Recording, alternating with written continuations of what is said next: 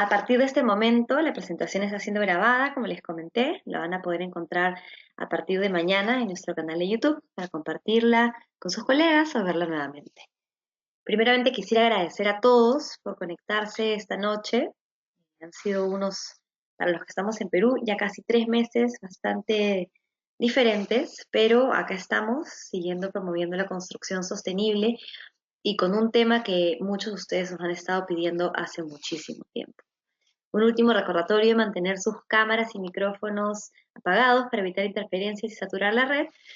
Y bueno, sin más, quería presentarles a nuestro expositor del día de hoy. Es Diego Ibarra, quien nos acompaña desde Estados Unidos hoy, porque Diego es un profesional que la verdad que se la pasa en el avión, constantemente hay que preguntarle en qué país está.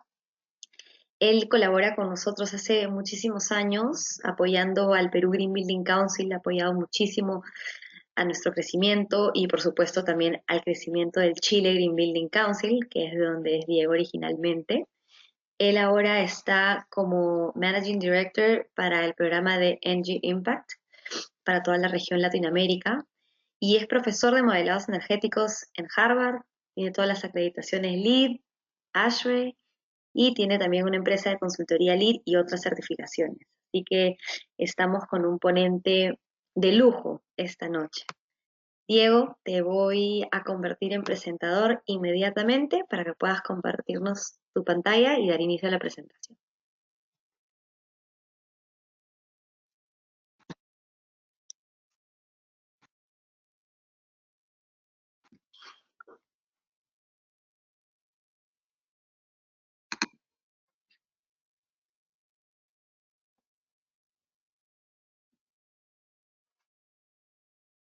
Listo, Diego, ya eres presentador y nos puedes compartir tu pantalla.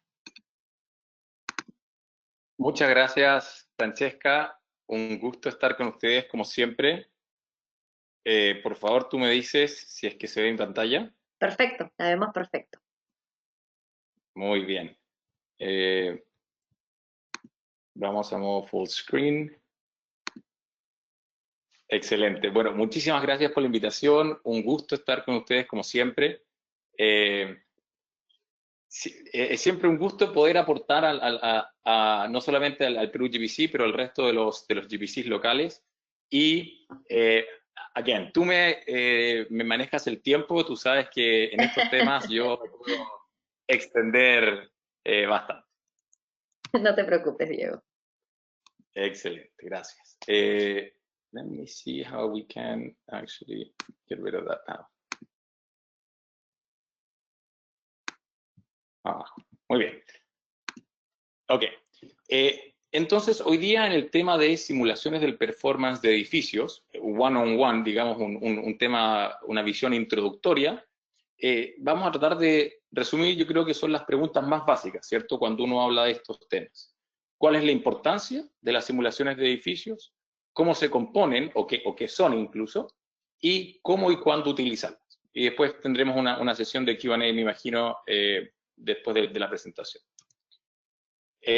Muchas gracias, Francesca. Aquí solo me gustaría agradecer a las instituciones con que me ha tocado trabajar anteriormente y obviamente las cuales tienen mucho influencia o mucho que ver en el trabajo y el material que se va a presentar, desde Harvard, MIT, hasta, ¿cierto?, con empresas como Design Builder, Odiva o EA Buildings. Entonces, ¿cuál es la importancia de las simulaciones? Y partamos de lo más macro, ¿cierto? Sabemos que, aunque las ciudades solo corresponden al 2%, ¿cierto?, del área mundial, y además, desde el 2009, que más del 50% de la población, ¿cierto?, del mundo vive en ciudades, sin embargo, son responsables del 75% del consumo mundial. Entonces, solamente 2% del área responsable por el 75% del consumo energético mundial y 80% de las emisiones de efecto invernadero. Y como sabemos, y una cifra que ya se ha mantenido lamentablemente bastante estable, los edificios dentro de estas ciudades son responsables de la mitad de esas emisiones, normalmente entre un 39 y un 40%.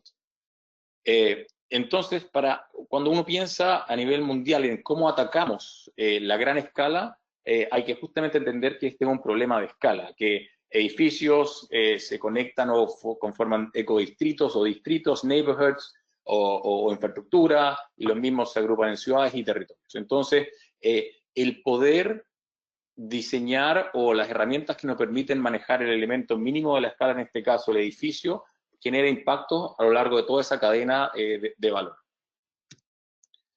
Y bueno, este impacto ha sido tema hace mucho tiempo, lógicamente, y la industria de la construcción ha tomado acciones cierto significativas hace bastante tiempo ya. Esto, por ejemplo, es ASHRAE, cierto, el Código de Energía de Estados Unidos, que para el 2030 pretende ser net zero, cierto, cero energía neta o balance anual.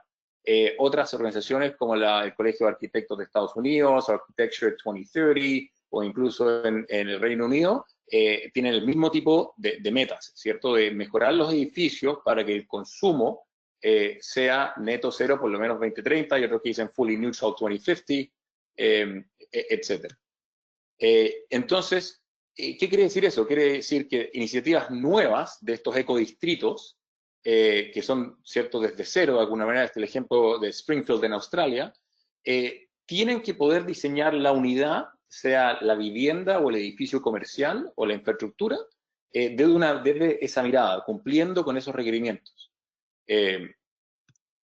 O incluso desde algunos retrofits o algunas organizaciones puntuales, no a esa escala, pero por ejemplo, este es el caso de la Universidad de Ohio, que para cumplir con sus metas de ahorro energético o impacto ambiental, pero también de ahorro operacional, toman medidas de cómo mejorar sus diseños, tanto de edificios nuevos como de edificios existentes. Y ahí es donde empieza a jugar un rol el tema de las simulaciones. El Colegio de Arquitectos hace bastante tiempo ya, el 2012 en Estados Unidos, creó una guía, hizo de alguna manera un statement bastante importante de que todos los arquitectos deberían ser capaces ellos mismos de hacer evaluaciones o simulaciones del performance de edificios. Y, por ejemplo, ellos dicen que un proceso de modelamiento energético es un proceso que informa las decisiones, la toma de decisiones de diseño, prediciendo el desempeño del edificio en lo que respecta a eficiencia energética, penetración de iluminación natural, confort térmico, ventilación natural y otros factores similares. O sea, eso fue un statement ya hace más de 8 años, bastante fuerte en decir que ya no son solamente el dominio de ingenieros, sino arquitectos deberían ser capaces de utilizar estas herramientas para evaluar de manera temprana sus propios diseños. Esto se los muestro porque es un documento muy interesante para aquellos que están iniciándose en el mundo de las simulaciones. Incluye varias marcos y definiciones muy útiles respecto a qué es lo que es modelamiento energético o modelamiento energético en las etapas tempranas del diseño.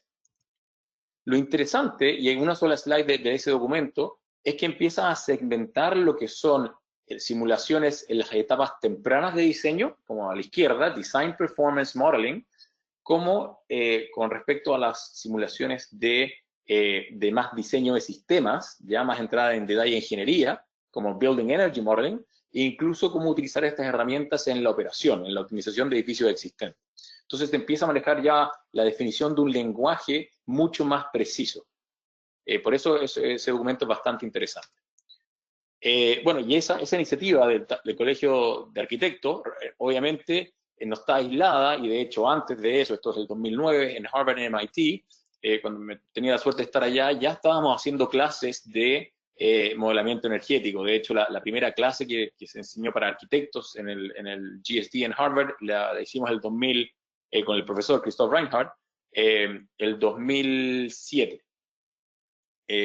Y ahí ven, por ejemplo, cómo estudiantes, tanto de ingeniería como arquitectura, empiezan a explorar el uso de estas herramientas para mejorar sus diseños, explorando diferentes formas arquitectónicas, volumétricas de sus edificios, orientaciones, tipos de envolvente, mejores cristales, sombreamientos en esos cristales. En ese tiempo teníamos reducción de potencia instalada de iluminación, sensores de iluminación natural, etcétera, etcétera. Entonces ya incluso la educación hace ya bastante tiempo, reconoce la importancia de esta herramienta y en Estados Unidos es prácticamente un core requirement de los programas de arquitectura y ingeniería. Bueno, ¿y por qué es importante el rol ahí del arquitecto de manera temprana, o incluso obviamente del ingeniero?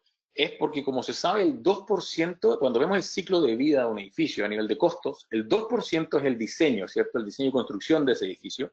El 6% son los costos operacionales durante el ciclo de vida de un edificio, normalmente referido como 50 años, y el 90% es el costo de los empleados, ¿cierto? O del personal que usa ese edificio, en el caso comercial.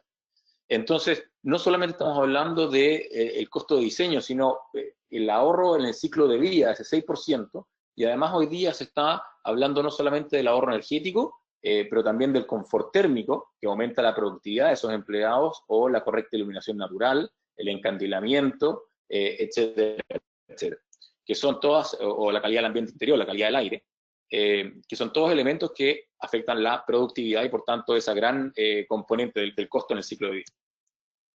Entonces, eso es un poco el por qué la importancia. Veamos ahora cómo se compone. A nivel de simulaciones hay grandes campos. En ningún caso esto es MISIA, en ningún caso esto es exhaustivo, pero existen desde las simulaciones complejas a nivel de sistemas o distritos hasta aquellas más simples como de sizing, ¿cierto? De dimensionamiento de sistemas de clima, digamos que son las más utilizadas ya hace 20 o 30 años por el sector de ingeniería mechanical engineering, ¿cierto? El sector de ingeniería en climatización. Y las de arriba a la derecha, que son hoy día las predominantes o las que más se están utilizando o generando interés, son las simulaciones dinámicas de edificio completo, whole building simulation. Dado que los software hoy día permiten la integración bastante sofisticada de muchos de estos algoritmos, hoy día son bastante amigables y permiten todo un diseño. Pero existen otros niveles mucho más detallados de diseño de sistemas, como pueden ser sistemas de iluminación natural o artificial, o CFD para edificios como data centers, etcétera, etcétera. A nivel urbano existen también lo que se llaman los Twin Cities, ¿cierto? El modelo digital, el Digital Twin, el semejante digital de una ciudad operativa, del modelo operativo de una ciudad.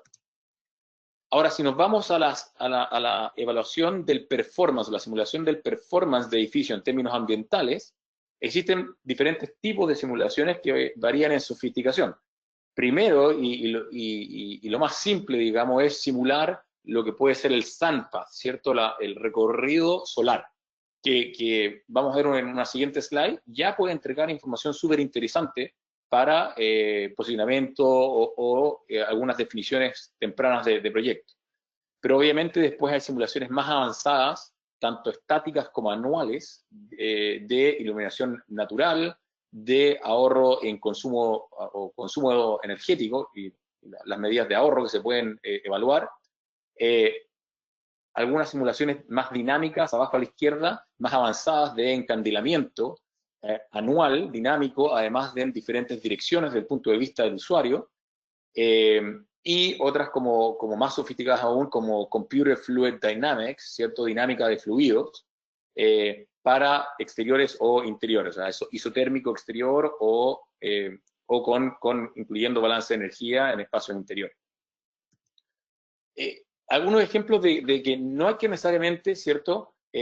Pensar siempre en la simulación más compleja o más realista es la más útil. Aquí, solo para mostrar un ejemplo, que cosas tan simples como la simulación o el tracking de solar en un determinado horario o día del año puede generar información importante de cuándo estoy sombreando una torre, por ejemplo, sombrea una plaza o sombrea, en este caso, una biblioteca pública, o como edificios, arriba a la derecha, ven como un complejo de edificios que quiere generar una plaza interior, con una herramienta tan simple como este ploteo de las sombras diarias, mañana y tarde. Vemos qué áreas de esa plaza interior, de este grupo de edificios, de este núcleo comercial, está generando sombramientos y por tanto puedo diseñar espacios exteriores de agrupamiento o puedo generar incluso hasta dónde ubicar salidas de retornos de aire,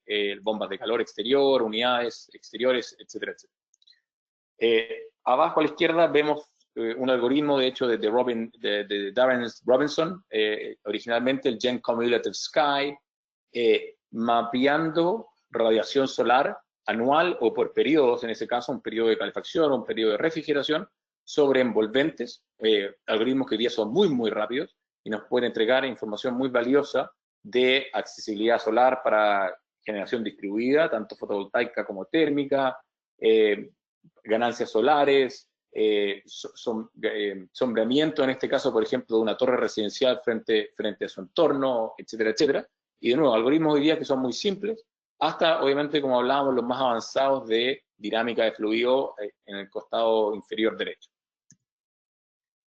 Esto es un ejemplo de ese mismo algoritmo que lo usamos, de hecho, el 2011 en uno de los estudios de validación de este algoritmo, el Gen Cumulative Sky, en el Bank of America en Nueva York, de cómo, por ejemplo, ese algoritmo muy rápidamente nos puede ayudar a determinar el potencial de energía solar, de generación de energía solar integrada en la fachada.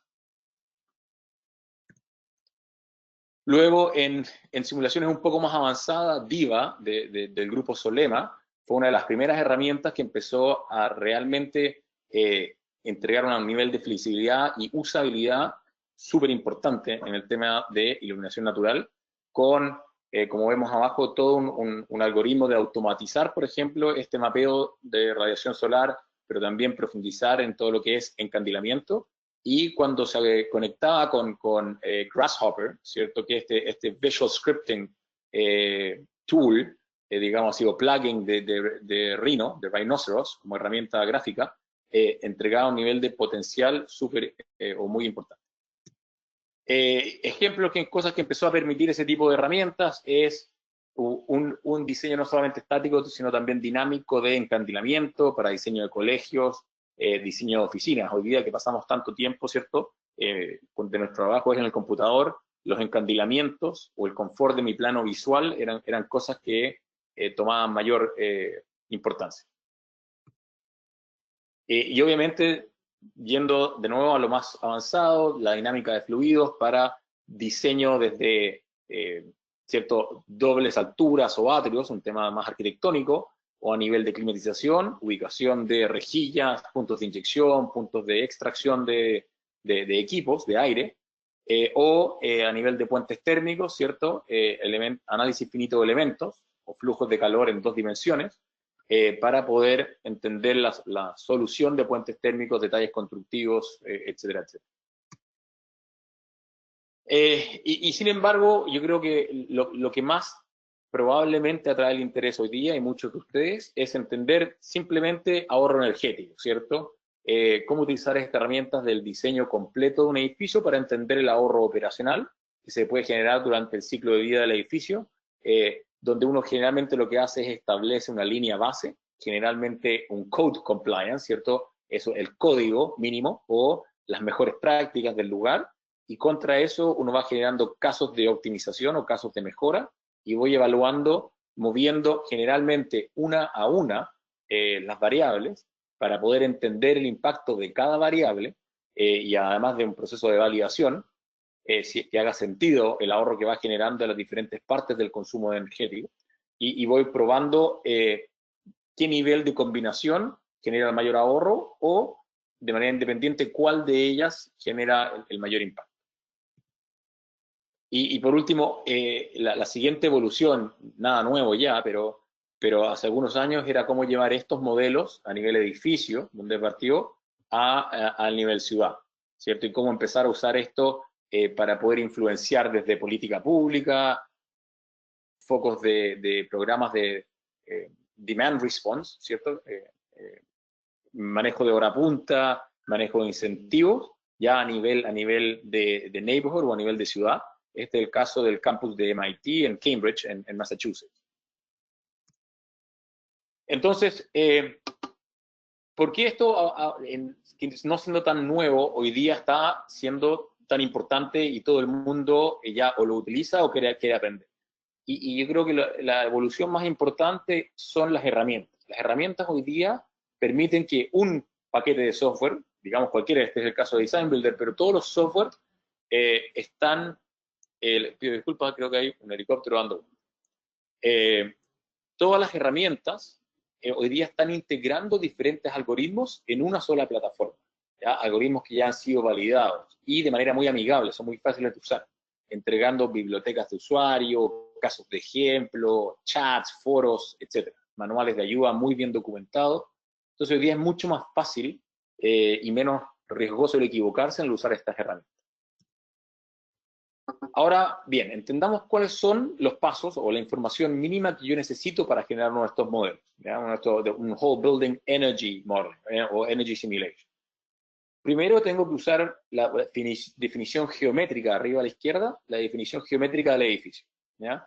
Y eso puede ser hoy día, ya lo más fácil es las herramientas de dibujo gráfico dentro de estas herramientas de simulación son igual que cualquier CAD, son igual que desde un SketchUp o un AutoCAD, un Revit, un ArchiCAD. Por tanto, ya no se requiere ese proceso de importación que genera muchos errores y era muy complejo, se perdía mucho tiempo. Sin embargo, se puede perfectamente importar el modelo de nuevo, SketchUp, antiguamente FormZ, MicroStation o AutoCAD, Revit, etc. Luego hay que entender, y ese modelo geométrico hay que asignarle, además, todas las condiciones de materialidad, ¿cierto? No solamente de los planos, digamos, el tipo de material, sino la propiedad física de la resistencia térmica, o el valor U, o el valor, cierta transmisión térmica de cada tipo de material y sus grosores, ¿cierto? Las emisividades de los materiales, etcétera, etcétera. Luego hay que entender el contexto, dónde está emplazado ese edificio, para saber en qué condición climática o en qué ciudad lo voy a simular. Y ahí existen todo lo que se llaman los weather files, los archivos climáticos. Y hay todo un mundo de cómo elegir el archivo climático adecuado para la ciudad o el tipo de clima en que estoy. A veces, o principalmente esto viene de los aeropuertos, son las fuentes más antiguas de elementos de archivos de data climática. Obviamente en Lima, por ejemplo, el aeropuerto tiene una condición bastante similar a la de la ciudad misma, por tanto es un archivo climático que no requiere mayor edición, pero por ejemplo si hablamos de lo que puede pasar en la región en Bolivia, donde La Paz, el aeropuerto, es mucho más alto que la ciudad misma, entonces hay que tomar eso en consideración cuando yo estoy simulando un edificio, digamos, en el alto, arriba en La Paz, o en el valle más inferior en la ciudad de La Paz, como por ejemplo, son un ejemplo. Luego, tengo además que definir las condiciones de sistemas de clima. Entonces hay que entender qué me entrega, qué satisface la necesidad de calor o frío dentro de ese edificio, ¿cierto? O sea, es un VAB, son BRB, volumen de refrigerante variable, son equipos split, etcétera, etcétera. Y eso hay que definir. Y luego las cargas internas, que básicamente es la gente, los equipos y la iluminación, ¿cierto? Y cada una es cuánta gente o cuánta iluminación y cuántos equipos y en qué horarios, ¿cierto?, se utiliza. Todo eso son las data sources, las fuentes de información que requiere lo que se llama el algoritmo, el motor de cálculo, o el algoritmo dentro del motor de cálculo, para simular el edificio. Y la simulación puede ser anual, puede ser por un día, una semana, esto se llama simulación dinámica, que no es estática, no es solamente en un instante de tiempo, sino es un periodo de tiempo. Y me entrega los resultados.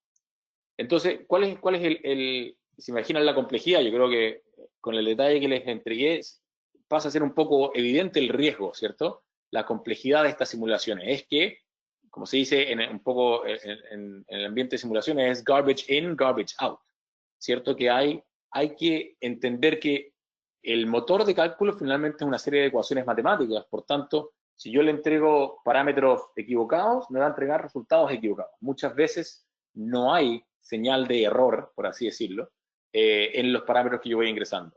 Si yo estimé mal, me equivoqué en el uso de mi edificio y en vez de poner, digamos un ejemplo típico, ¿cuánta es la cantidad de computadores que hay que poner en una oficina o en un colegio?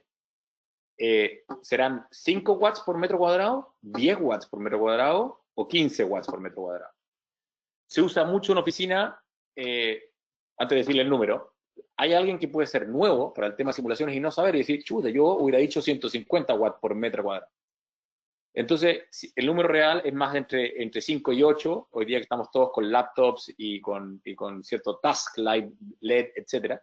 Pero si alguien no sabe ese valor, perfectamente se puede equivocar y puede poner 50, digamos, un orden de magnitud mayor. Y el motor de cálculo lo va a tomar como input, lo va a simular y te va a entregar un resultado. Entonces, si tú no sabes lo que son los parámetros correctos o los órdenes de magnitud o cómo el motor de cálculo los interpreta, no puedes confiar generalmente en el resultado. Entonces, esa es la importancia de cuando uno está interesado en aprender simulaciones, realmente tomarse el tiempo de aprender lo que hay detrás del software y entender que no es solo apretar botones, por así decirlo, que es un poco el riesgo de hoy. El riesgo que hemos tenido es que las herramientas de simulación son muy, muy amigables, son muy, muy fáciles de hacer el flow, ¿cierto? El workflow de diseño, pero ha quitado un poco la necesidad o la importancia o el foco del usuario en entender lo que está pasando detrás de esa simulación. Bien, y yo creo que si hay un mensaje con el que se van a acordar hoy día, ojalá sea esta slide, que es inputs y outputs. El problema es que en simulaciones, si es que yo no conozco los inputs, no puedo confiar en los outputs. Si no tengo full confianza de cómo el motor de cálculo va a interpretar los inputs, no puedo confiar en los outputs. Garbage in, garbage out. Muy bien. Otra importante cosa, o importante elemento a considerar, es que no siempre más esfuerzo es más accuracy, es más exactitud. Este fue un estudio, de hecho, que hicimos en MIT. El estudio lo hicimos como el 2011, pero pues, se publicó ahí un paper, pero que era tomar una clase con estudiantes de ingeniería y arquitectura y ver qué tan exactos podían ser en modelar la penetración de iluminación natural en un espacio. Entonces, a la izquierda ven lo que era el típico domo de MIT, había una sala que estaba justo abajo del domo, al medio ven el corte de esa sala de clase y la línea negra punteada era lo que era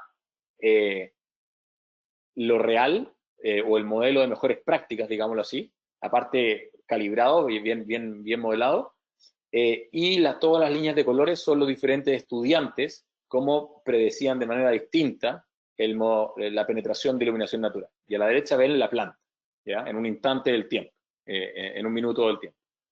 Y vemos que el modelo de al medio es el modelo de mejores prácticas.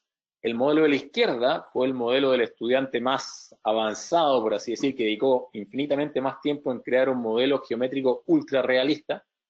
Y el de la derecha, de hecho, era un estudiante con background de ingeniería mecánica, mucho más de simplificar lo que en su mente realmente influía, por ejemplo, transferencia de calor por superficie, por área de intercambio de calor. Y aquí el resumen es decir que, por ejemplo, el ingeniero que hizo una oversimplification, una sobresimplificación, era un ingeniero que en este caso no utilizaba la herramienta de modelamiento de manera tan avanzada, digamos, y le costó mucho hacer ese pequeño arco que ustedes ven en las ventanas, y por tanto dijo, ¿saben qué? Mientras yo tenga la superficie de intercambio, la superficie vidriada, correspondiente o equivalente, cuánto me puede influenciar la geometría. Entonces yo adapto un poco la altura de estas ventanas para que los metros cuadrados de cristal sean los mismos, por tanto la transferencia de calor va a ser la misma, y eso es una buena simplificación. ¿Cuál fue el problema ahí? Que la iluminación natural, los rule of thumb, la física de la iluminación nos va a decir que la penetración de iluminación natural en el espacio está determinada por la altura, lo que se llama el window head height, la altura del dintel de la ventana. Mientras más alto el dintel, más penetra la iluminación natural. Entonces la simplificación de bajar un poquito la altura de la ventana para tener la misma cantidad de vidrio impactó claramente la penetración de iluminación natural, y su modelo no fue capaz de predecir que la iluminación natural penetraba lo suficiente en el espacio. Por otro lado, El estudiante de la izquierda, que de alguna manera, simuló geométricamente el espacio, generó que había mucha incertidumbre en los tipos de reflectancia de los materiales. Cuando tú empiezas a simular muchas de las mesas, las alfombras y una serie de cosas que había dentro del espacio, se empezaban a compilar, ¿cierto?, la cantidad de errores respecto a saber exactamente cuánta es la reflectividad de cada material. Entonces, el resumen es que underpredicted predijo niveles menores de penetración de iluminación natural que lo que realmente viene al espacio. En fin, solo para decir que hay que entender cómo lo interpreta el modelo y hay que entender qué nivel de esfuerzo o expertise, ¿cierto?, se requiere para poder utilizar estos modelos de manera correcta. O eficiente, más bien. Y el último que yo creo que comentario importante en esta sección es saber que otra de las decisiones más importantes del modelamiento energético es saber que estoy utilizando un motor de cálculo que ha sido validado. Antiguamente esto era tremendamente importante, hoy día ya es algo tan conocido que aquellos software, de alguna manera, que no tenían motores de cálculo validados, fueron de a poco desapareciendo del mercado, por así decirlo, o perdiendo importancia. Pero aún así siempre es importante saber que existen estándares, ¿ya?, como diga de alguna manera, certificaciones, no es una certificación, pero es un estándar para validar herramientas de simulación de edificios. El más utilizado es el ASHRAE Standard 140, el 140, y ahí ustedes pueden ver que prácticamente todos los software hoy día utilizados están validados a través de este estándar. Entonces, antes de elegir una herramienta de simulación, por favor, ¿cierto?, verifiquen que está incluido o validado a través de este estándar. Bien, vamos al cómo y cuándo usarlas. Mientras más simple, mejor. Ese es uno de los primeros criterios, ¿cierto? El 80-20. Yo puedo tener grandes conclusiones, insights, de lo que se llama un shoebox, una cajita de zapatos. De hecho, cuando uno enseña simulaciones de energía, lo primero que uno enseña a los estudiantes o a los participantes de un workshop es a utilizar el shoebox approach. Yo puedo simplificar un edificio y decir, si yo tomo una cajita, digamos que es adiabático, o sea, no hay intercambio de calor hacia la derecha, hacia la izquierda, hacia arriba y hacia abajo, porque puede ser la unidad de un departamento en la mitad de una torre residencial o una oficina que tiene más oficinas similarmente climatizadas y utilizadas en horarios similares, a la derecha, a la izquierda, arriba y abajo. Por tanto, este shoebox con una sola fachada puede ser suficiente detalle para obtener algunas conclusiones. Entonces aquí vemos un ejemplo de cómo con esto yo puedo empezar a ver cómo mejora mi iluminación natural o mi consumo energético en gris o mi iluminación natural en azul respecto a tener un sombreamiento pequeño, más grande, doble grande, doble más pequeño. Y eso ya puede ser tremendamente útil para un proceso de diseño o de retrofit, incluso si hay un edificio que esté sobrecalentando en Lima porque, oye, fue 100% vidriado y fue mal flexionado el cristal de ese edificio, y hoy día en la operación, clima o no abasto, nos estamos gastando una cantidad de dinero increíble en refrigerar este edificio, y el mandante o la institución nos está pidiendo evaluar sombreamientos exteriores, por ejemplo, para un retrofit. Una herramienta de este tipo, de manera muy rápida, 20 minutos, podemos tener conclusiones muy, muy importantes. Bien. Algunas más avanzadas, obviamente vamos al otro espectro, o es parte del espectro, es simulaciones paramétricas. Lo que están viendo aquí es en el eje Y, a la izquierda, consumo energético total del edificio, y a la derecha lo que se llama el window to wall ratio en el eje X, en el horizontal, el porcentaje de daño. Entonces aquí lo que se simula es cuánto consumo energético tiene el edificio si tiene desde 0% de vidrios hasta un 100% de fachada vidriada, y cada línea o referencia a un tipo de cristal distinto, como ven en la viñeta, desde un Pilkington Low E a un Guardian Neutral 55 o un Stop Ray Galaxy, un vidrio triple panel muy, muy bueno. Entonces, lo que uno aquí puede influenciar al arquitecto o al dueño del edificio de manera muy temprana, es decir, sabes que si tú quieres, tienes una meta de consumo energético, tienes un código energético que no te permite más de un consumo X por metro cuadrado, o quieres obtener una certificación y te estás comprometiendo a un X porcentaje de ahorro energético, no quieres gastar más de, en este caso, 22.000 kWh, entonces tú no puedes usar un Pilkington Low E si quieres tener más de un 40% de vidrio, tienes que saltarte, por ejemplo, a un Neutral 55. Y aún así están limitados a un 60% de vidrio. Ah, no, usted quiere, señor mandante, un edificio entero vidriado o 80% de vidrio porque es un activo de real estate, que así lo quiere el mercado, etcétera, etcétera. Muy bien, entonces usted tiene que invertir en un cristal aún mejor como un SKN 150. Entonces, de nuevo, son herramientas que de manera muy rápida entregan mucha información para el mandante como para los arquitectos o consultores de proyecto. Otro uso muy típico en este mismo estilo de las simulaciones paramétricas es optimizar cuánto es la inversión adicional recomendada, por así decirlo. Entonces aquí lo que estamos viendo es un edificio, esto era en Santiago, con aislación encubierta.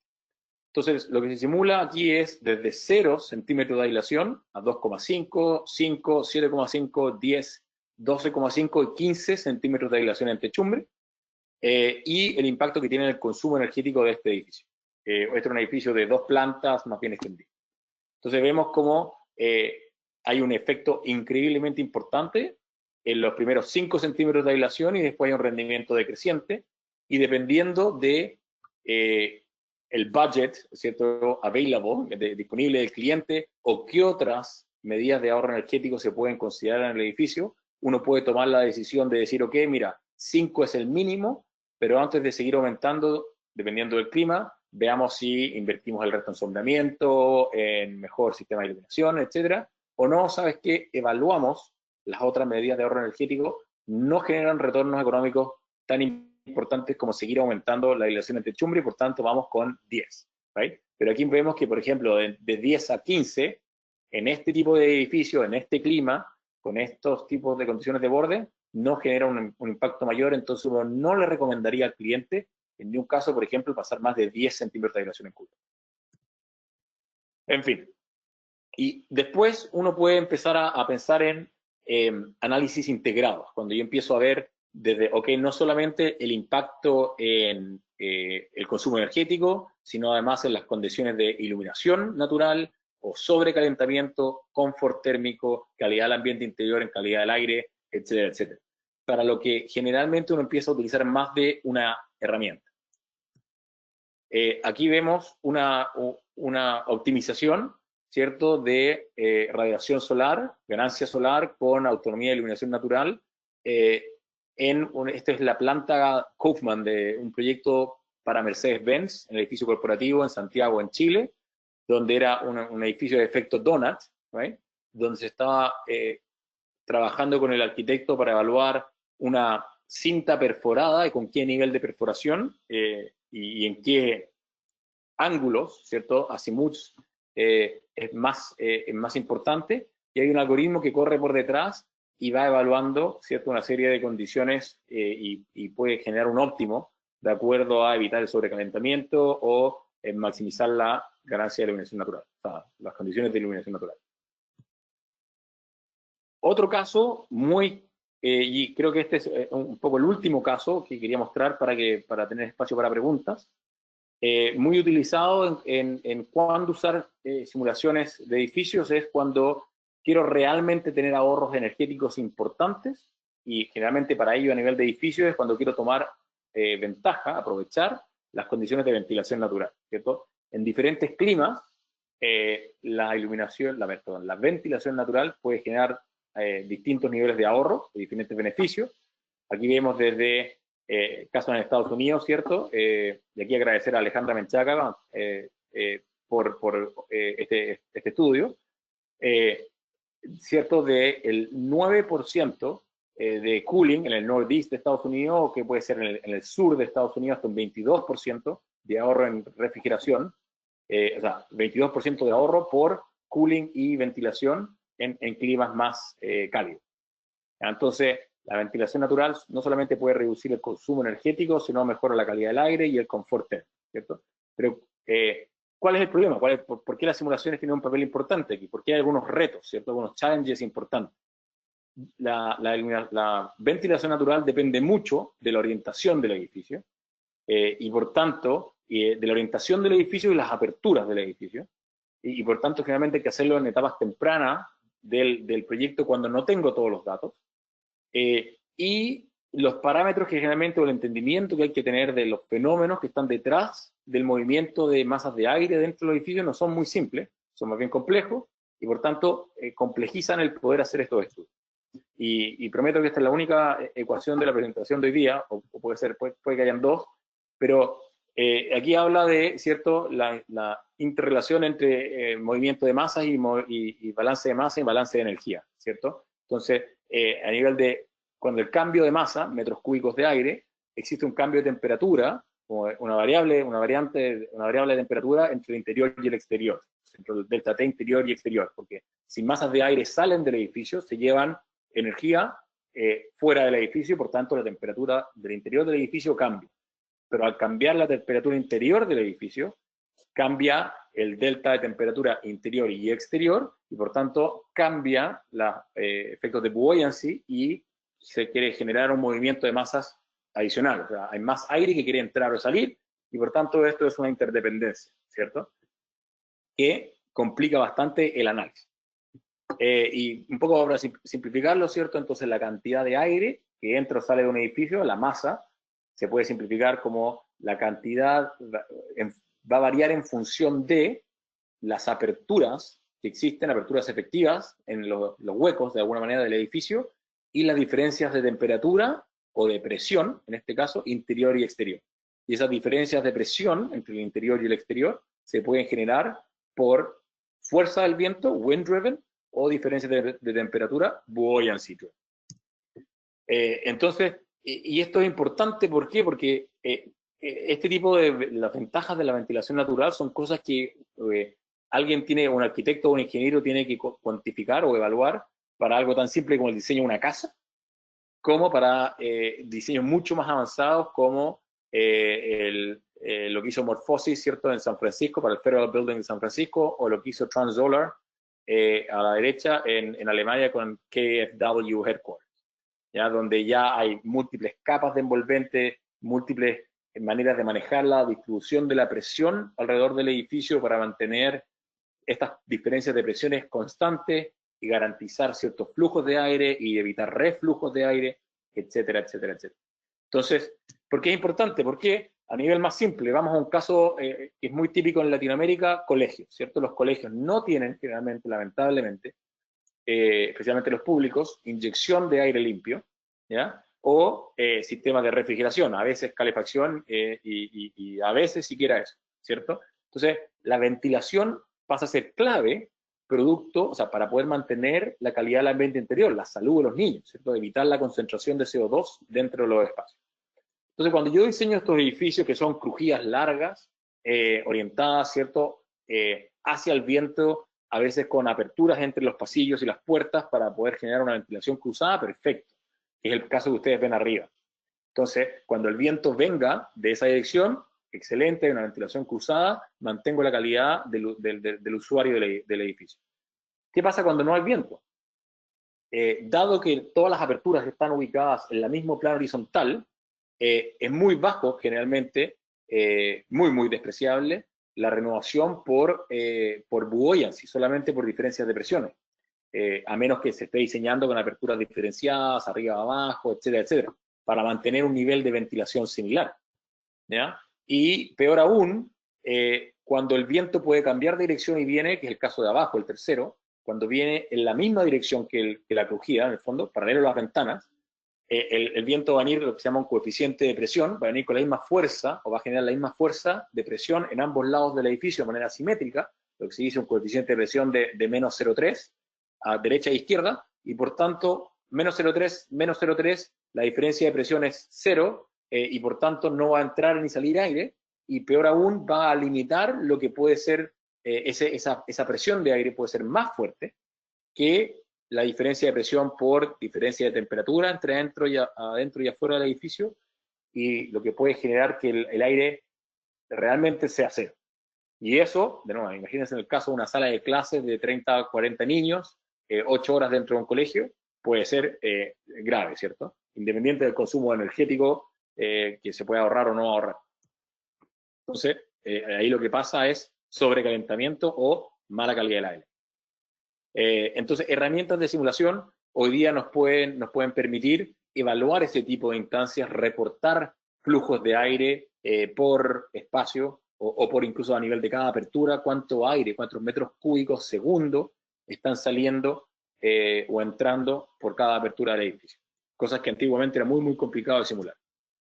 Y por último, lo último interesante es lo que es y también ya no es tan nuevo, ¿eh?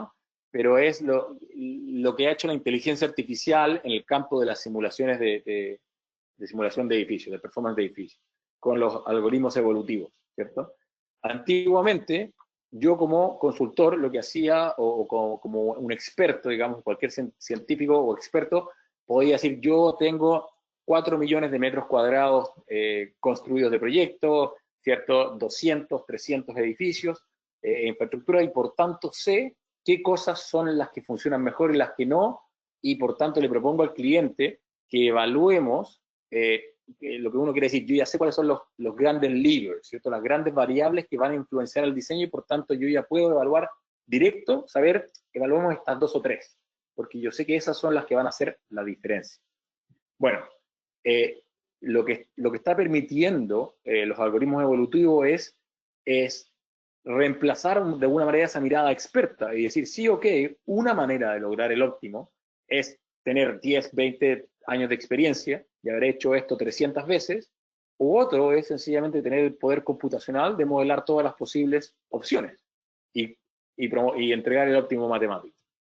Entonces, un ejemplo de esto es, si yo tuviera un edificio en la cual tiene 11 posibles variables, digamos, aislación del muro, 0, 5, 7,5 y 10 centímetros de aislación.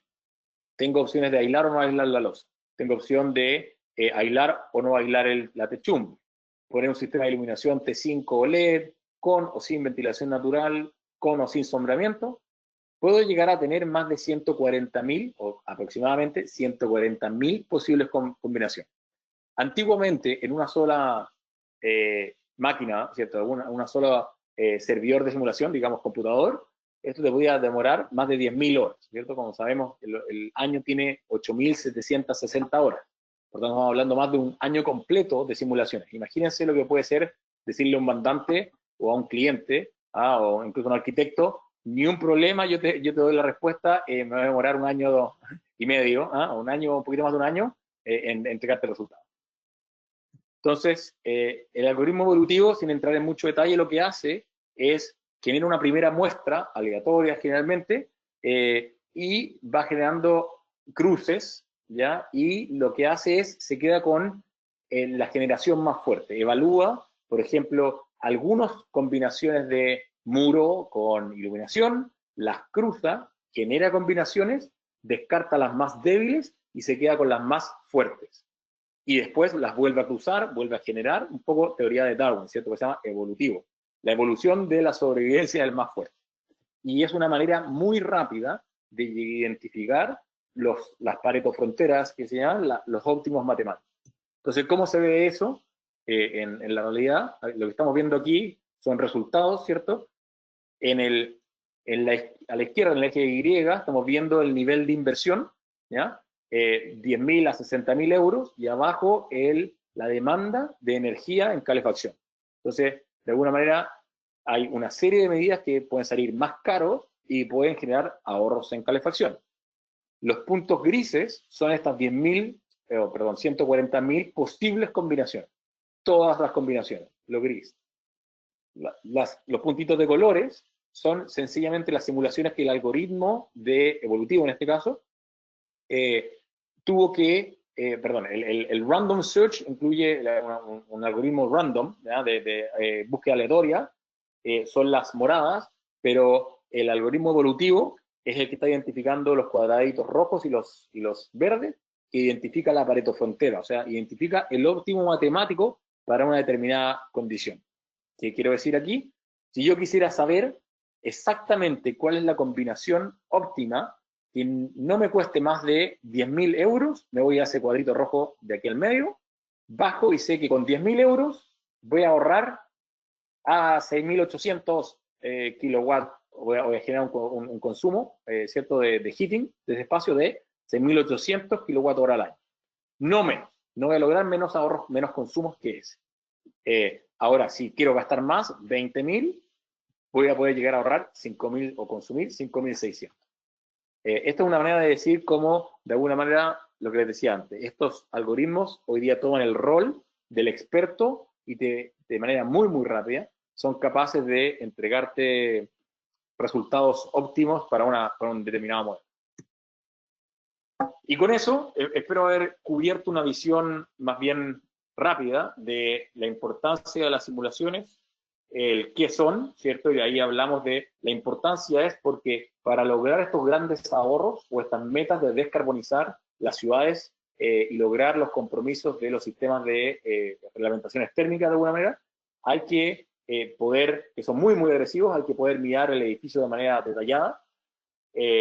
¿Cómo funcionan? Hay que tener información, cierto, base para poder ingresarla. Hablamos de los modelos geométricos, las condiciones climáticas, las condiciones de borde internas, los usos y los sistemas de clima que pueden haber involucrados, que se meten en un motor de cálculo.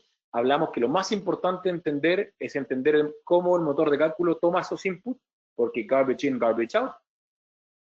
Y después hablamos de cómo utilizarlas. Y en cómo utilizarlas vimos de lo más simple a lo más complejo, y en lo más simple, saber que en lo más simple se puede sacar conclusiones muy importantes, y cosas tan simples como se llama el shoebox approach, esta cajita de zapatos, puede entregar, de nuevo, feedback y pueden ser muy, muy útiles, pero también existe toda una serie de sofisticación a un experto, ¿cierto? A nivel ya más experto avanzado, para llegar hasta las simulaciones evolutivas. Muy bien, Francesca, yo creo que eso es un buen resumen por hoy, ¿no? Diego, me encanta cómo siempre me dices que va a ser algo muy simple, muy rápido y termina siendo algo espectacular. La verdad que buenísima presentación.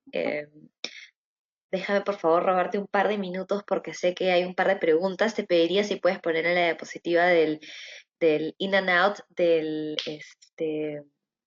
ay, se me fue Garbage in, garbage out. exacto, que es lo que, de los inputs y outputs, que es lo que queremos que todos se lleven, ¿no?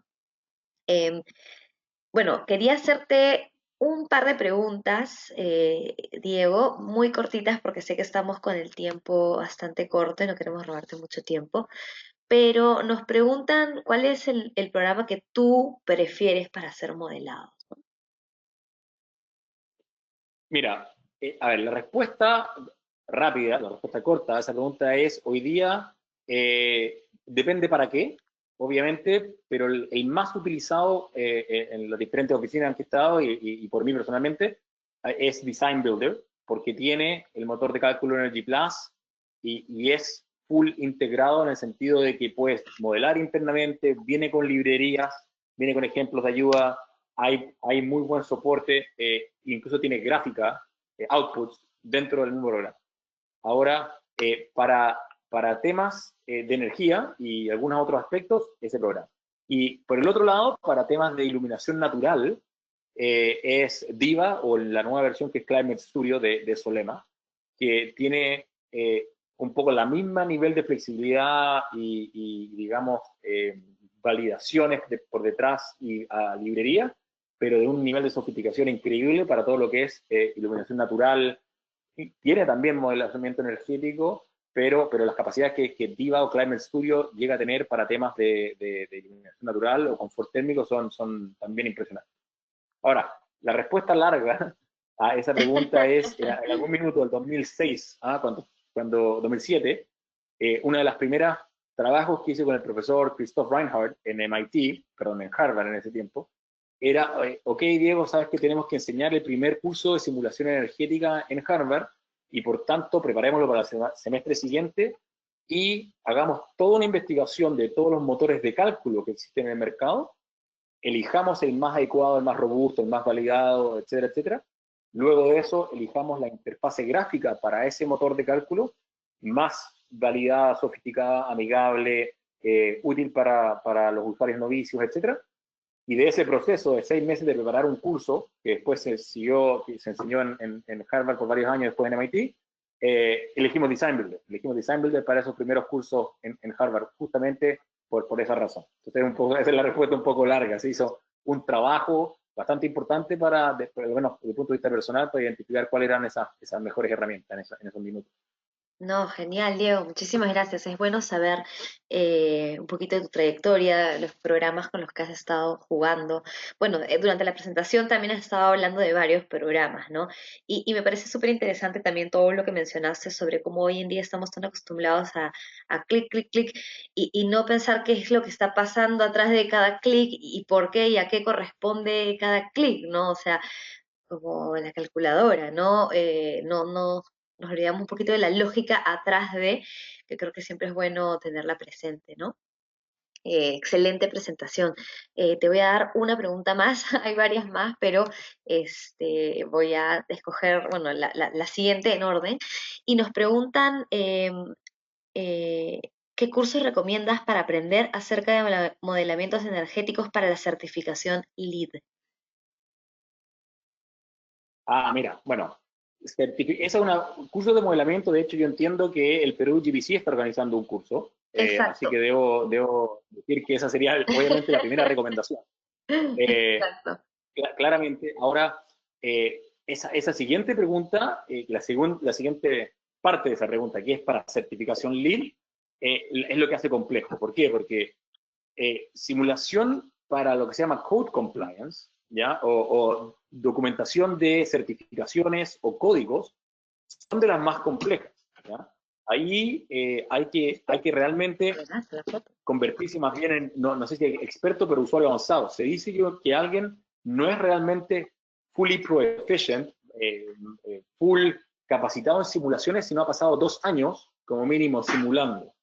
¿Ya? O sea, la primera cosa que diría yo es, sí, hay que tomar los cursos, hay que partir paso a paso, pero saltar de cero a un curso modelado para LEED, que incluye no solamente la parte geométrica, y no solamente la parte de cargas internas y sus algoritmos todas las condiciones que ya hemos hablado, sino el entender muy bien cómo diseñar la parte de sistemas de climatización, es un tema no demasiado fácil. Y además que hay que saberse, ¿cierto? La ASHRAE 90.1 2010, la ASHRAE 90.1 2010, hay que saberse cómo funciona el Appendix 7, etc. O sea, ahí hay que aprender más. A ver, pero yendo a la pregunta. Yo partiría por un curso de simulación introductorio, por ejemplo, el que estaba ofreciendo el Perú GBC, sin lugar a dudas. Luego de entender muy bien cómo se usa eso, eh, no hay muchos cursos en el mercado, especialmente en Latinoamérica. Nosotros, en tiempo atrás, yo trabajaba, ¿cierto?, con Design Builder Chile, Design Builder Perú, Design Builder Bolivia, etc. Haciendo cursos, dictamos bastantes cursos en un minuto. Eran muy pocos los que de hecho, dictamos uno al año, con suerte, con los sistemas de energía, con los sistemas de climatización. Porque son pocos los usuarios que están en el nivel en un nivel tan avanzado para estar listos para ese curso, por alguna manera. Entonces, ¿qué haría yo? No estoy al tanto de ninguno. Yo creo que le pueden pedir a Francesca que organice después uno para LEED, o yo buscaría en Estados Unidos. En Estados Unidos hay varios Energy Modeling for LEED. De hecho, en inglés, Design Builder creo que tiene webinars o cursos en su plataforma de Inglaterra de Energy Modeling for Lead Buildings, el cual yo sugerí. Creo que son cursos bastante breves, no son live, son más bien grabados, son estilo webinars, el cual yo sugeriría tomarlo después de tener una buena base, un buen curso introductorio. Perfecto, Diego, Ojalá eso responda un gracias. poco la Sí. pregunta de manera positiva y sin No, perfecto. desmotivar. Y te adelantaste un poquito a lo que justo, bueno, ya estamos cerrando, pero quería comentarles a todos que este ha sido en realidad una cerecita porque estamos a puertas de lanzar, y digo a puertas porque estamos afinando los últimos horarios, los últimos días. Dentro del mes de julio, agosto, estamos definiendo, vamos a lanzar un curso. Ya no va a ser un webinar pequeño de 1 hora, sino va a ser un curso también online, por supuesto, sobre modelados energéticos. Y lo vamos a hacer con personas del equipo de Diego, así que vamos a estar en las mejores manos, lanzándolo muy, muy pronto. Diego, si me permites compartir mi pantalla un segundito, quería simplemente mostrarles a todos. También tenemos, simplemente para recordarles a los que estén interesados, mañana vamos a tener un webinar en el cual vamos a repasar la ordenanza 539 de Miraflores, que es la nueva ordenanza de promoción de edificaciones sostenibles en el distrito. Para los que están familiarizados con la 510, esta es la actualización. Diego, para comentarte y para los que no conocen, nosotros venimos trabajando hace varios años con los diferentes municipios en la ciudad de Lima y bueno, y fuera también, para generar programas de incentivos para proyectos que tengan certificaciones, ¿no? LEED, Edge, entre otras. Y bueno, finalmente, nada, simplemente dejarles nuestros correos para que nos busquen en las diferentes redes sociales, en nuestro canal de YouTube, donde va a estar esta grabación, por supuesto, y nuestro correo de educación por si se quieren inscribir al curso de modelados energéticos o tienen alguna consulta ahí. Y bueno, nada, simplemente agradecerte nuevamente, Diego. Fabulosa tu presentación, como cada vez.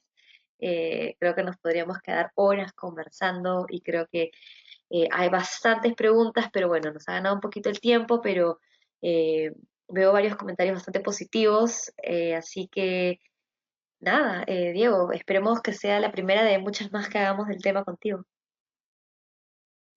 Como siempre, Francesca, muchísimas gracias por la invitación. Un gusto siempre poder aportar en lo que uno puede hacer para seguir, ¿cierto?, empujando la sustentabilidad y el reducir las emisiones del sector edificación, que es algo que nos debe comprometer a todos. Así que muchas gracias como siempre y encantado de volver a poder aportar cuando tú lo estimes conveniente. Muchas gracias, Diego. Muchísimas gracias a todos por acompañarnos hasta tan tarde. Esperemos que tengan un excelente resto de la semana. Ya pronto podremos tener estos eventos. Bueno, no sé qué tan pronto, pero esperemos que no tener que esperar hasta el próximo año para poder vernos todos en persona con este tipo de eventos. Los dejamos. Saludos. Buen jueves.